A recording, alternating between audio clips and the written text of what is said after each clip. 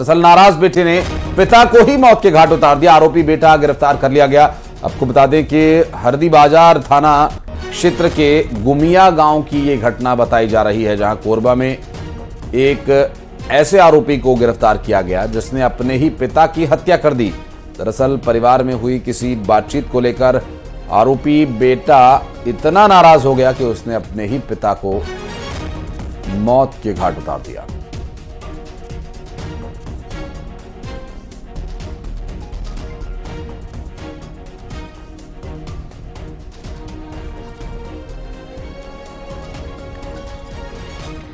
तो कोरबा का ये पूरा मामला है, जहां पर ससुर ने बहू के साथ मारपीट की थी और बेटा इतना आहत हुआ कि उसने अपने पिता को मौत के घाट उतार दिया। नाराज बेटे ने पिता के साथ मारपीट की और उसे मौत के घाट उतार दिया। हरदी बाजार थाना क्षेत्र के गुमिया गांव की पूरी घटना है। खबर कोरबा से संवाददाता अब्दुल असलम जुड़ गया। अब्दुल, पूरा विवाद क्या था?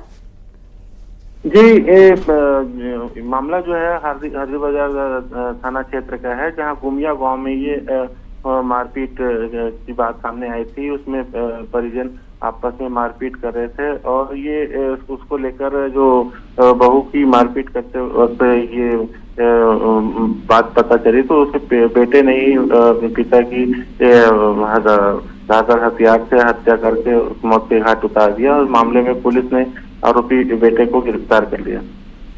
जी, शुक्रिया आपका अब्दुल जानकारी के लिए। तो पुलिस ने आरोपी बेटे को हालांकि गिरफ्तार कर लिया है। उसने अपने पिता को मौत के घाट उतार दिया था।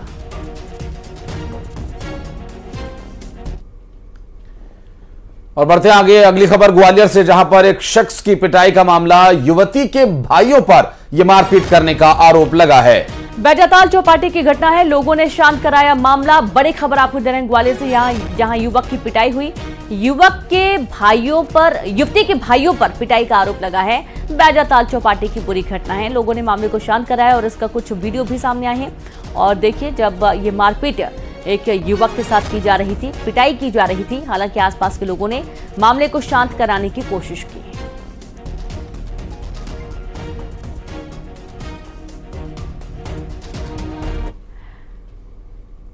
और बड़ी खबर बीजापुर से, जहां पर आईडी की चपेट में आया युवक के दोनों पैर बुरी तरीके से जख्मी हुए। 17 दिन तक नक्सलियों ने उसे बंधक बनाकर रखा था। जानकारी के मुताबिक ग्रामीणों ने शख्स को अस्पताल पहुंचाया और घर में इकलौता कमाने वाला यह शख्स, जिसे नक्सलियों ने बंधक बनाकर रखा हुआ था और बुरी तरह से जख्मी शख्स अस्पताल ले जाया गया, जहां पर उसका इलाज किया जा रहा है। और 17 दिनों तक बंधक बनाए रखे जाने के दौरान उसे ये चोट आई। जानकारी पर ग्रामीणों ने उसे अस्पताल पहुंचाया और ये अपने घर में इकलौता कमाने वाला है। दंतेवाड़ा में 3 नक्सलियों का सरेंडर, जिसमें एक नक्सली पर 1 लाख रुपए का भी इनाम है। पकड़े गए नक्सली पिट्टेपाल पंचायत में थे सक्रिय, तो वहीं रेवाली पंचायत में सक्रिय थे। और अब दंतेवाड़ा में 3 नक्सलियों ने सरेंडर किया है, जहां पर एक नक्सली पर 1 लाख का इनाम घोषित था। पकड़े गए नक्सली पिट्टेपाल पंचायत में सक्रिय थे। और ये देखिए, 3 नक्सली जिन्होंने मुख्य धारा से जुड़ने का फैसला लिया है और नक्सलवाद की दुनिया को छोड़कर इन्होंने सरेंडर कर दिया है।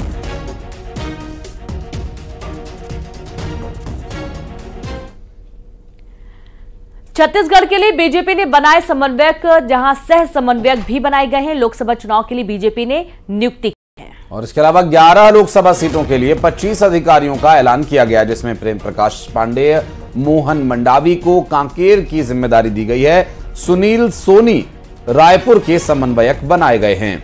वहीं कोरबा की रेणुका सिंह को कमान सौंपी गई है। सुनील सोनी बने रायपुर के समन्वयक। रायगढ़ की राजा रण विजय सिंह को कमान दी गई है। बिलासपुर की बात करेंगे, यहां पर समन्वयक बने पुन्नूलाल मोहले। जांजगीर के गुहाराम अजगले समन्वयक बनाए गए हैं और बस्तर के दिनेश कश्यप को जिम्मेदारी दी गई है। वहीं दुर्ग के रमशीलाल साहू का यहां पर नियुक्ति की गई है। और महासमुंद से बात करें तो चंद्रशेखर साहू को ये जिम्मेदारी सौंपी गई है।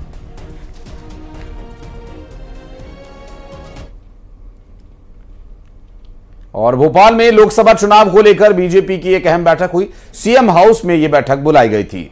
जहां मंत्रियों की बैठक हुई है, जिसमें चुनाव के दौरान 10% मतदान प्रतिशत बढ़ाने का रोड मैप तैयार किया। साथ ही हर सीट पर 5 लाख से ज्यादा वोट से जीतने का लक्ष्य तय किया गया। वहीं विधायकों और मंत्रियों को प्रचार की जिम्मेदारी सौंप दी गई है। तो वोट प्रतिशत भी बढ़े, इसका भी प्रयास भारतीय जनता पार्टी कर रही है कि पार्टी के लिए ये वोट परसेंटेज बढ़ाना होगा और इसी के चलते हर सीट पर 5 लाख से ज्यादा जीत का टारगेट लेकर के पार्टी चल रही है। और सीएम हाउस में हुई इस बैठक के बारे में आपको जानकारी दे दें, 10% वोट शेयर बढ़ाए जाने का रोड मैप तैयार किया जा रहा है। खुद मुख्यमंत्री डॉक्टर मोहन यादव ने अपने कार्यकर्ताओं को, अपने पदाधिकारियों को संबोधित किया। यहां वीडी शर्मा और उनके साथ कई अन्य नेता भी मौजूद थे जो कि इस पूरे वोट परसेंटेज को बढ़ाए जाने के लक्ष्य को लेकर चल रहे हैं।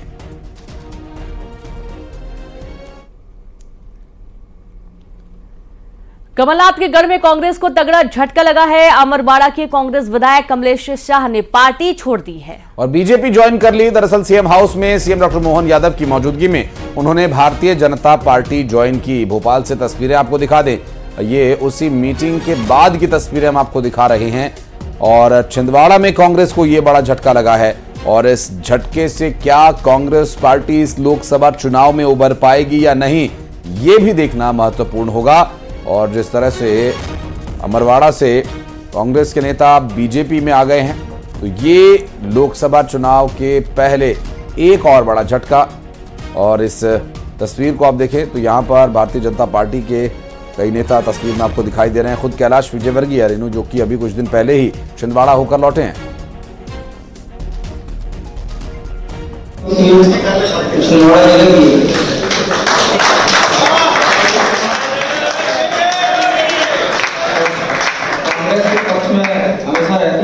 कांग्रेस का ही हमारे यहाँ सांसद हुआ करते थे।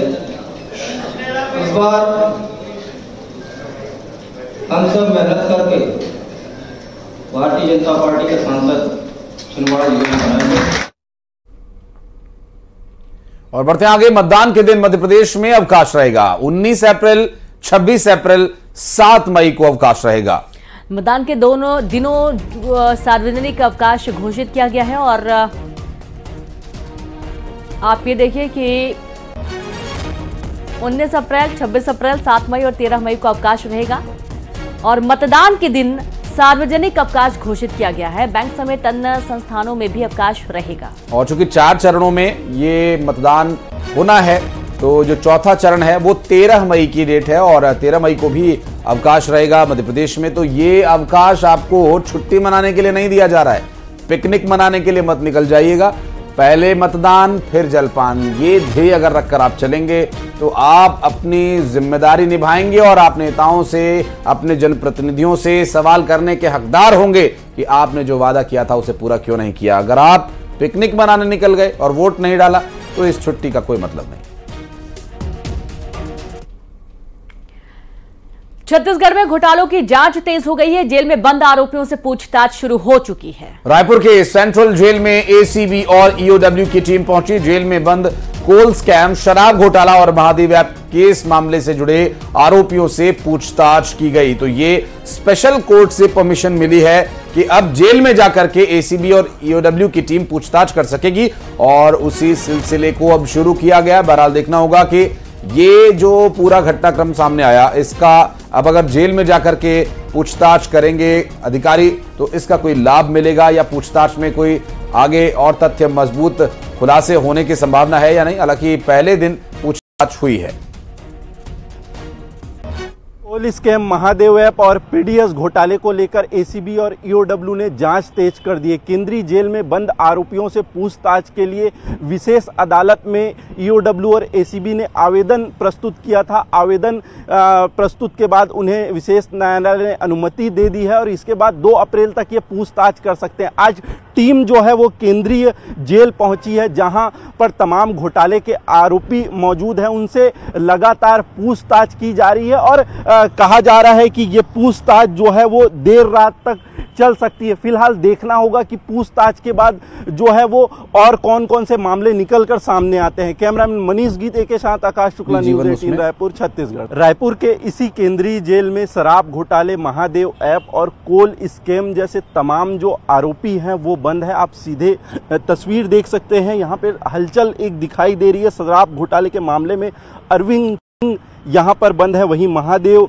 सट्टे के मामले में असीम दास, भीम यादव, सतीश चंद्राकर के जेल में बंद होने की जानकारी है। वहीं कोयला घोटाले में आईएएस समीर बिश्नोई, सूर्यकांत तिवारी और शिवशंकर नाग की मौजूदगी है। जो एसीबी और ईओडब्ल्यू की टीम है वो यहाँ पर पूछताछ कर रही है। सभी आरोपियों से बारी बारी पूछताछ किया जा रहा है और पूछताछ के बाद संबंधित रिपोर्ट तैयार किया जाएगा। उसके बाद ये जो प्रक्रिया है वो न्यायिक प्रक्रिया आगे बढ़ेगी। कैमरामैन मनीष गीते के साथ आकाश शुक्ला, न्यूज़ 18 रायपुर, छत्तीसगढ़। और बिलासपुर में बुलडोजर चला, पुराना बस स्टैंड पर कबाड़ दुकानों को लेकर एक्शन लिया गया। निगम की टीम ने कार्रवाई की, समझाइश के बाद नहीं हटा कबाड़ और इसके चलते एक्शन लिया गया है। आप ये देखिए कि जब समझाइश दी गई है उसके बाद भी कबाड़ नहीं हटाया गया तो यहाँ पर बुलडोजर चलाना पड़ा। निगम की टीम मौके पर पहुंची और जो अवैध कब्जा किया गया था यहाँ पर एक्शन लिया गया। पुराना बस स्टैंड पर कबाड़ दुकान पर एक्शन लिया गया। निगम की टीम ने कार्रवाई की है और बुलडोजर चलाकर यहाँ से जो भी सामान था उसे हटाया गया।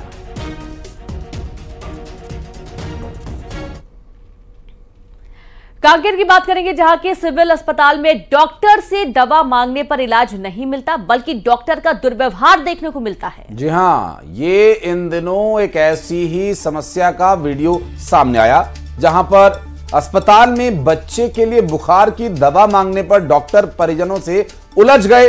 डॉक्टर ने कहा कि आज होली है, सिर्फ इमरजेंसी केसेस देखे जाएंगे और प्राइवेट में ले जाकर दिखा दो।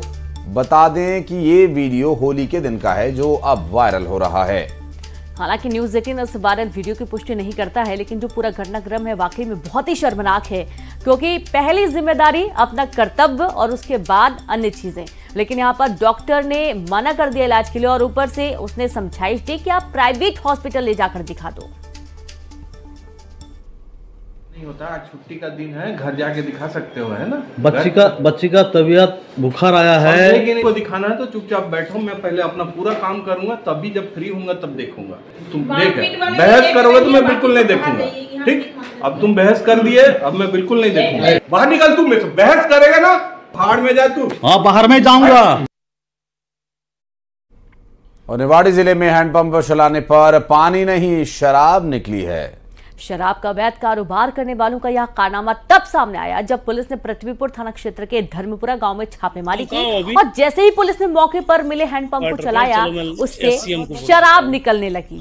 और आपको बता दें कि कई लोगों का तो ऐसा सपना भी होगा कि हैंडपंप चले और पानी की जगह शराब निकले, लेकिन ये दरअसल अवैध शराब को छिपाकर रखकर उन्होंने इस तरह से उसे मार्क किया हुआ था और इस अवैध शराब से भरी जमीन के अंदर रखी गई थी और 4 फीट अंदर खोदकर इन्हें दफन किया गया था।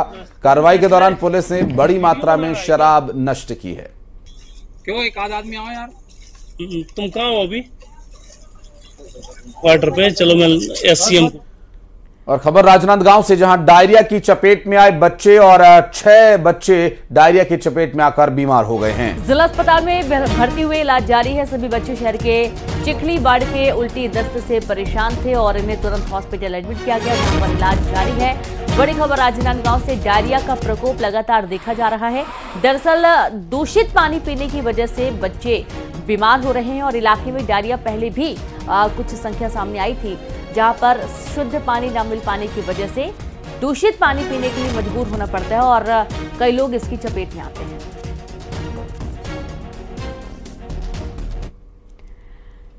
राष्ट्रपति भवन में आज आयोजित होगा भारत रत्न सम्मान समारोह और कर्पूरी ठाकुर समेत 5 विभूतियों को आज भारत रत्न दिया जाएगा। कर्पूरी ठाकुर, चौधरी चरण सिंह के परिजन यहां पर आएंगे।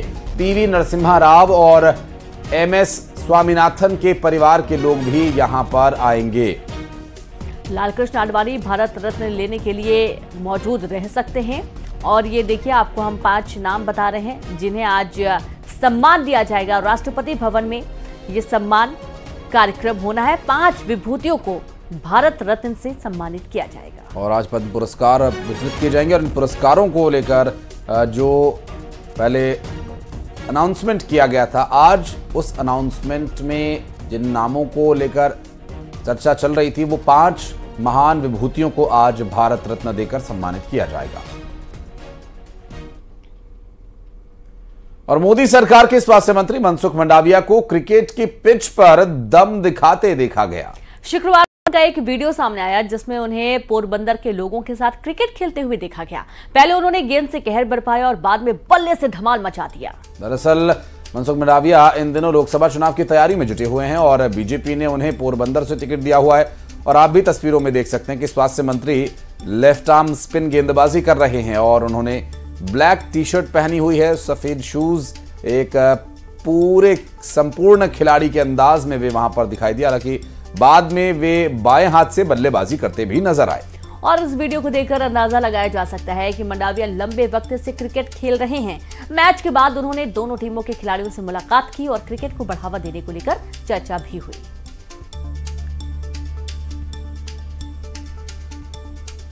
तो पोरबंदर गुजरात से तस्वीरें सामने आई जहां पर उस ग्राउंड में खेल रहे अन्य लोगों के साथ मनसुख मंडाविया ने बातचीत की, मुलाकात की। और